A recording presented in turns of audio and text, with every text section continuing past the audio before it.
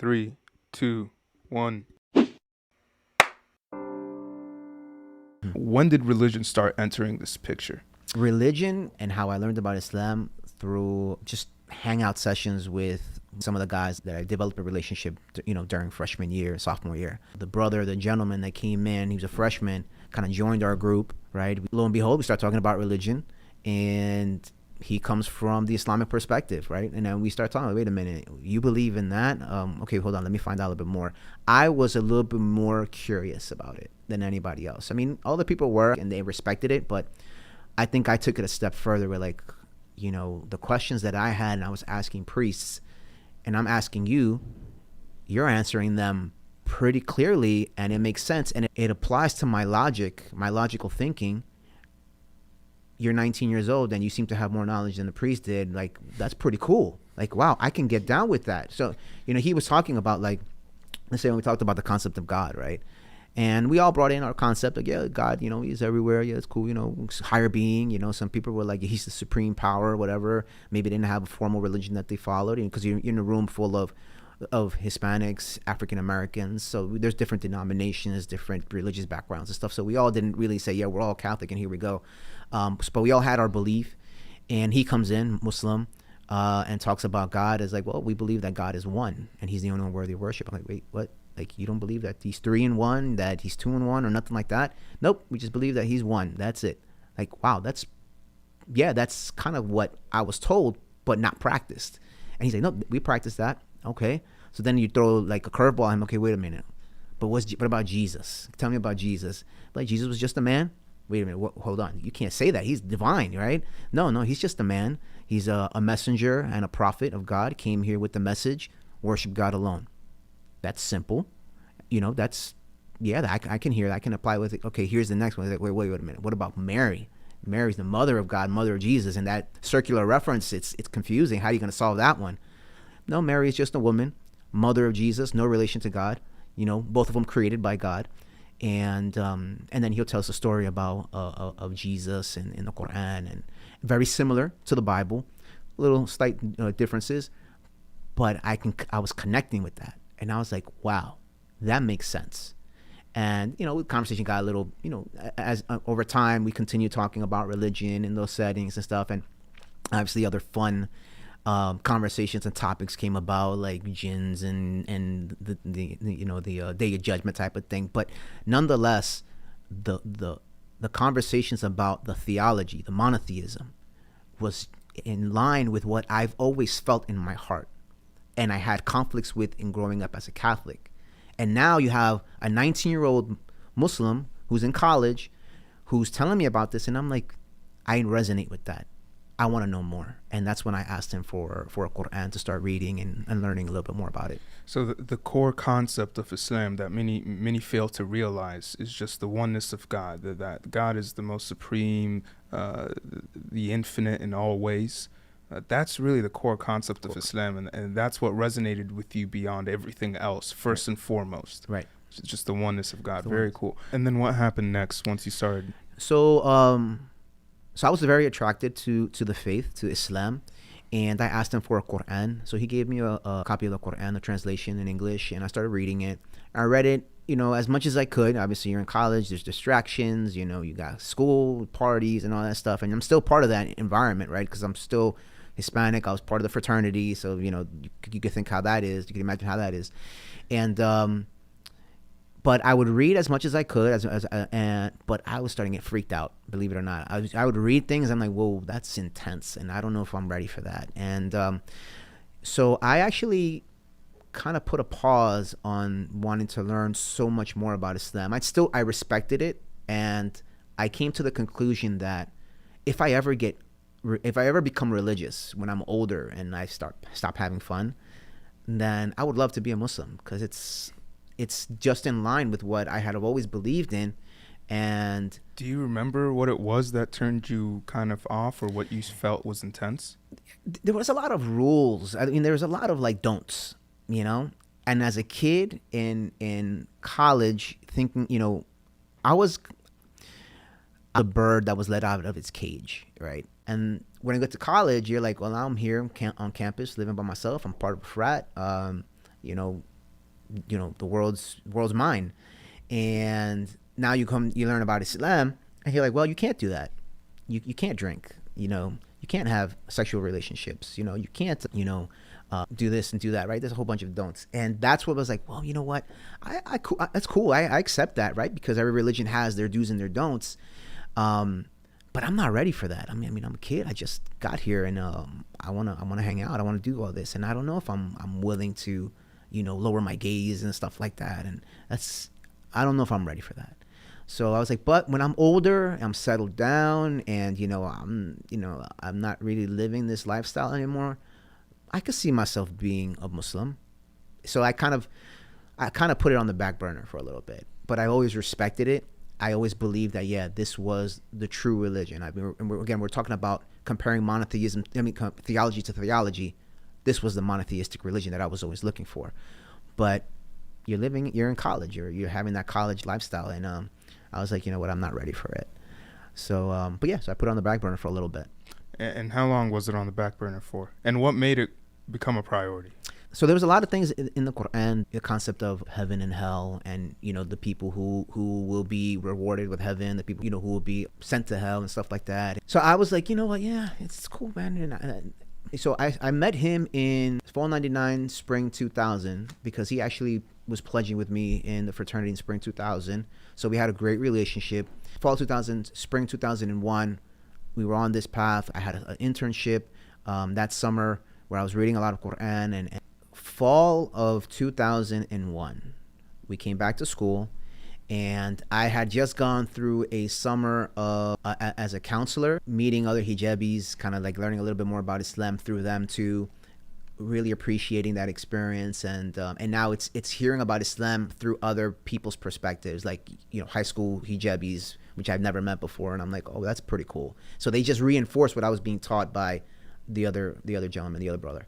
But come fall, but again, I was like, yeah, I'll take in a little bit of knowledge. It's cool. I appreciate it. I love it, but I'm not ready yet. Fall of 2001, right? That's right before September 11th. So I have all this in my head. Came to the conclusion that Islam is the truth. Understanding the concept of heaven and hell. Those who will go to heaven, those who go to hell. The do's and the don'ts. And I chose, I'm not ready for the don'ts yet because I'm still having fun. But come fall of 2001, on the day of September 11th, this is the day that my life changed. So I went to school in Stevens Institute of Technology, which is in Hoboken, New Jersey. So if you ever been to Hoboken, it's literally across the river from Lower Manhattan. Like if you're on the New Jersey side, on the bank of the river, you could have seen the Twin Towers right in front of you. So it has the beautiful skyline and all that stuff. So I went to school there. So come September 11th, again, I have all this in my head. It's sitting there, kind of on the back burner. I had a morning class and chemistry lab class in the morning. Woke up early, went to class. Come to find out it was canceled. So I'm like, great, I'm going back to bed. So I walk back, and as you walk back and forth on campus, you can literally see the New York skyline. I mean, that was one of the features of the school, right? So I'm walking back. I see New York skyline, perfectly fine, beautiful day. All is well.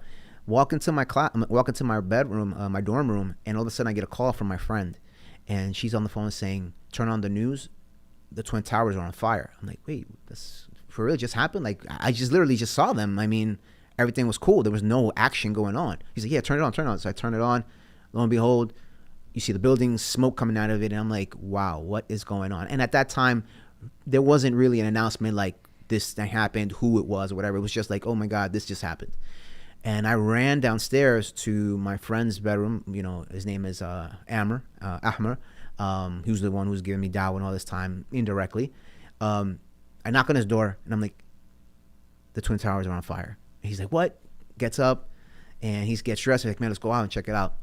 And we're going to the Castle Point, which is the lookout, right? The kind of the furthest points to look. That's kind of a cliff where you can see the view of the New York skyline and stuff. And so there's a bunch of students out there just wondering what's going on. These two huge towers are on fire and stuff like that. And at that point now, people start, like the news is starting to tell you, oh, plane crashed into the buildings and stuff like that. And we're literally standing right by this huge 13-floor administration building on campus too, right where the lookout was, and we're like, oh crap, what about if a plane comes in here, and you're now, all these thoughts are coming into your mind. People are crying and wondering what's going on, and I'm thinking about the people who are in those buildings. Like, oh man, I hope they could get out, man. Like, something's going on. It's crazy. And then all of a sudden, the buildings just fall like pancakes, just like one floor after another, and just fall straight down. At that point, emotion is high. Everybody's crying. People freaking out. Nobody knows what's going on. And even myself, I'm like wondering about these people, wondering if the plane's going to hit this building, and what about if something happens to us? And in my mind, I start thinking about the concept of time, and my promise to myself that I would convert to Islam when I get older. Coming to the realization at that point, I'm not promised time. I'm not promised tomorrow. How am I to guarantee myself life when I'm not the owner of my life? Allah is the one, God is the one who controls that. How am I to promise myself? And I'm like, and I'm having this internal conversation in my head while all this is going on, is like, and you know what's right and wrong. And you know the destiny of those who do good and those who do bad. You know this. And you've come to accept it internally, but you're holding yourself back because you think you have time. You think that it'll come when you get older, and that's when you'll be a Muslim. But what about if right now those people over there didn't know that they were going to die today? Like, they thought that they were going to live, go have lunch, go see their kids, go see their spouses, go do whatever other activity they were going to do that was scheduled on that day. But Allah, God had a different plan at that time. And I'm like, you're thinking that you're promising yourself something that you can't really guarantee, yet you know this truth.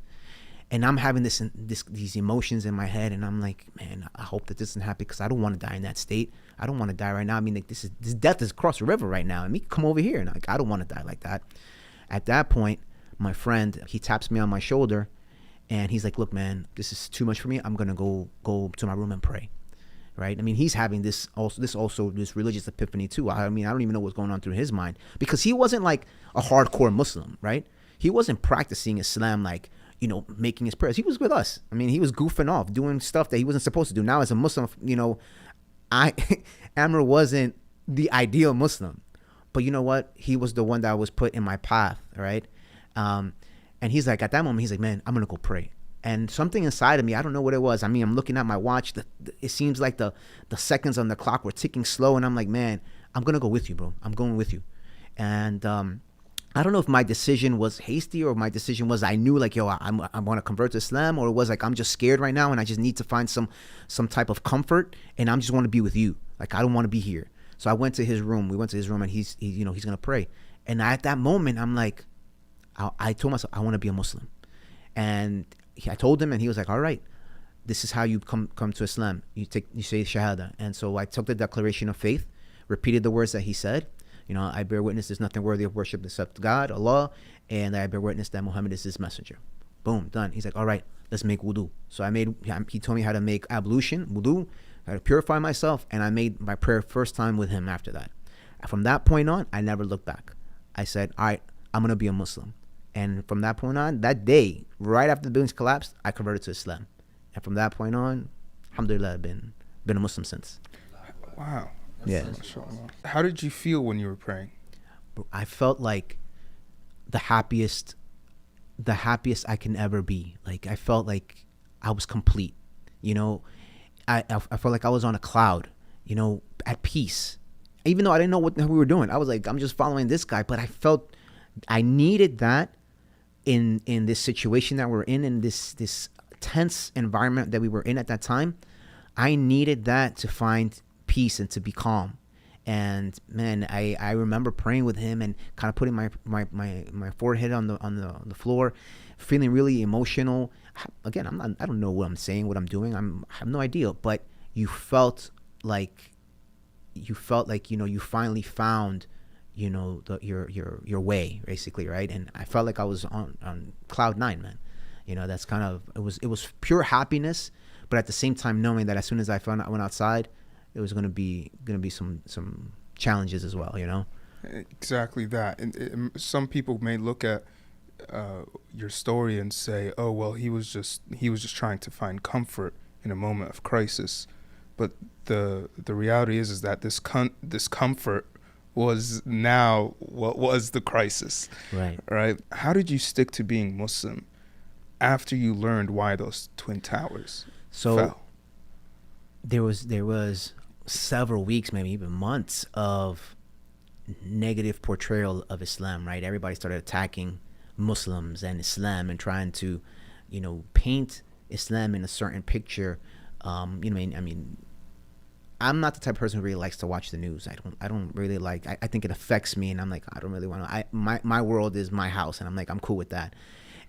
But living there as a kid, you kind of have to watch. You're watching CNN, especially during that time, and you're seeing all these messages that are being put out there. All of a sudden, you see Osama bin Laden's face everywhere, and you're like, this is the guy, and he's like, looks like this super religious sheikh, and you're like, man, but this guy looks like he has nur on his face, and like, wait. So there was these conflicts, right? There was these conflicts, and you have friends of, like, you converting to Islam right now, like, what's wrong with you, right? And I went all in. I was like, Kufi, started growing out my beard, throwing out the Saudi Ghotra and all that stuff, and I'm like, I'm all in, right? But yeah, you're right. I mean, for me, it was a matter of educating myself and not letting the media or people sway me away from the knowledge that I had gained over that year and a half. Because I read in the Quran about how our relationship with people in general, right? If you take one life away, it's like you've taken the life of all of humanity. If you save one life, it's like you're saving all humanity. I've read that. I was like, wait, so there's a little bit of a conflict here. Like, that doesn't make sense. Like, all of a sudden these people think that it was their religious right to do, this, but it conflicts with that. So, it's like you said earlier, should I judge Islam by the action of these guys, or should I base it on the theology? And I've always been the type, I'm going to base it on the theology. Like, I don't care what these people do. I don't care what this guy does, or this so-called Muslim does. I'm educated enough to make a determination based upon my own research and facts. So I didn't let myself get swayed away by all the media guns, right? Or whatever other people were saying, or I went back to the source. I read the Quran. I said, let me see what the Quran says about this. And granted, there are people who could say, well, this verse says this, this, and this, and what do you have to say about that? But I knew enough to read the full text. And at the same time, if I had some type of issue with it, ask the questions with people that I trusted. And I've always been the type of person who's going to research it myself. I want to know for myself. And one of the things that people may not understand about Islam and Muslims is when you ask us questions about the Quran, we'll answer them. We'll never tell you just to have faith. Yeah. We'll answer them, and we'll be clear, and we'll get you evidence and all of that. Yeah, and that's one of the most beautiful things that I came to learn about Islam. When you had that conversation, like, hey, you just have to have faith, blind faith, believe it. Just hold my hand and don't worry where we go. Islam, it tells you have to have faith, but it's coupled with facts. And I mean, from scientific facts, from the way historical facts, all of that. It's like it's there. And for me, it's like, yeah, I'm a reasonable person, rational person, logical person. I need facts. I need to know. I need you to prove to me that this is the right religion. And when you challenge my intellect, I'm like, yeah, you're right, and that's kind of like what happened in my initial conversations with my friend, and that's why I came to the determination, like, Islam is the truth, because it's not about faith, it's about faith and facts. So you're right, absolutely, 100%. So when you ask those questions, they came with the evidence. No, this is misconstrued. This is what it means. Oh, and even if he didn't know, he's like, I'm going to take you to a friend. We had another friend who was like the president of MSA. Probably a little more religious and stuff, and a good guy, and he would explain things. I'd be like, that makes sense. That makes sense to me. So yeah, I wasn't swayed by what people were saying. But again, you're living in those times, and it was scary times.